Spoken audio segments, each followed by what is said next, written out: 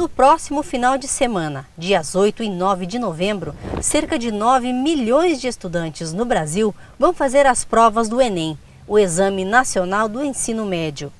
É um recorde de inscritos que busca, através das notas do exame, participar de programas como o SISU, que disponibiliza vagas nas universidades públicas, o ProUni, que oferta bolsas nas instituições de ensino superior privadas, o SISUTEC para cursos técnicos ou o Ciências Sem Fronteiras, de intercâmbio com outros países.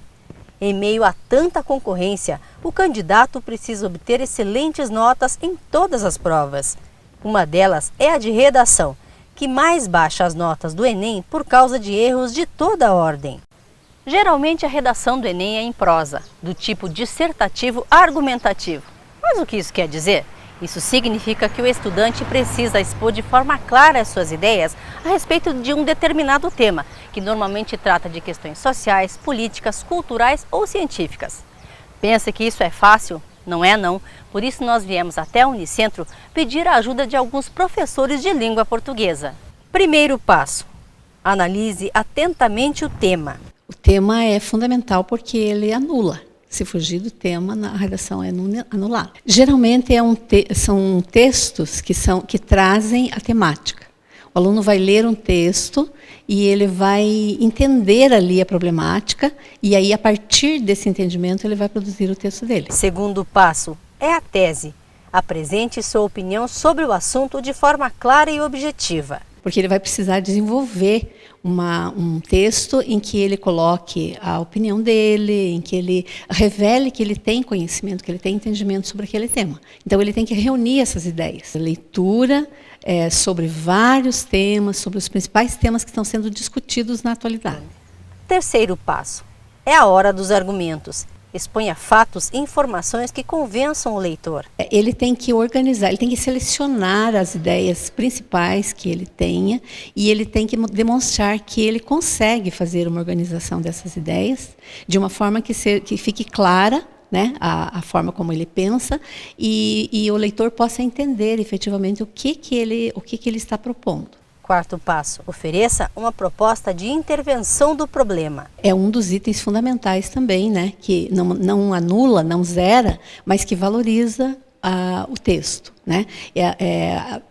Desenvolver a ideia, argumentar sobre o que ele está falando, ele está escrevendo, e aí então fazer uma proposta, né, como se fosse uma intervenção. O que seria necessário para a solução ou para minimizar aquele problema?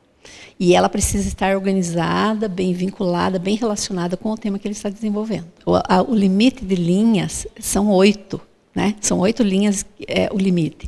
Em 8 linhas é difícil você estabelecer esse começo, esse meio e esse fim. Esse é um padrão, né?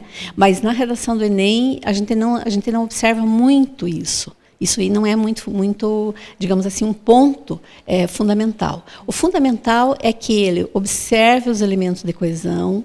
Então, nesse observar os elementos de coesão, ele vai estar tendo que pensar isso. Como é que eu faço uma apresentação desse tema? Como é que eu ligo o desenvolvimento a essa apresentação e como é que eu concluo, né? Aí, por isso, fica esse padrão assim meio engessado, né? Mas não é muito dessa forma, fica um pouquinho mais aberto. E ele precisa também pensar que ele tem que fazer a ligação das ideias de uma forma coerente. Então, pensar um pouquinho e talvez até fazer uma revisão nos elementos de coesão do texto, né, da organização das ideias, porque isso é fundamental também.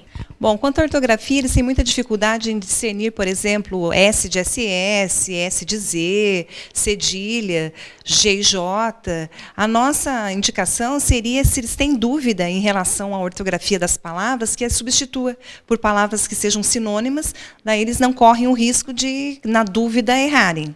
Exemplos, professor. É muito comum a palavra de repente, por exemplo. A escrita é separada e eles escrevem junto. Se tem alguma dúvida, evitem, né, a palavra de repente.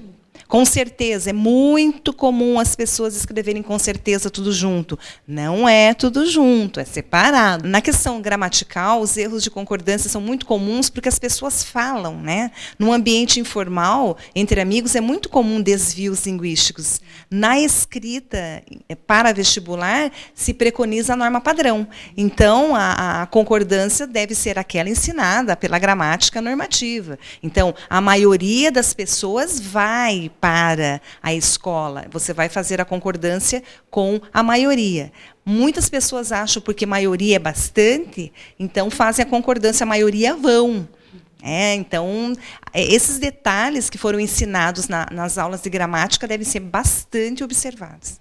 Professora, em relação à linguagem que os jovens utilizam muito na internet, ela acaba atrapalhando, acaba vindo para as redações? Olha, de maneira geral, né, há pouco erro nesse sentido. Eu acho ainda que o maior problema da redação é a falta de leitura. São pensamentos muito ingênuos acerca de problemas, de políticas públicas, de desenvolvimento do país, de política mesmo. Então, eu acho que falta muito a leitura para os adolescentes.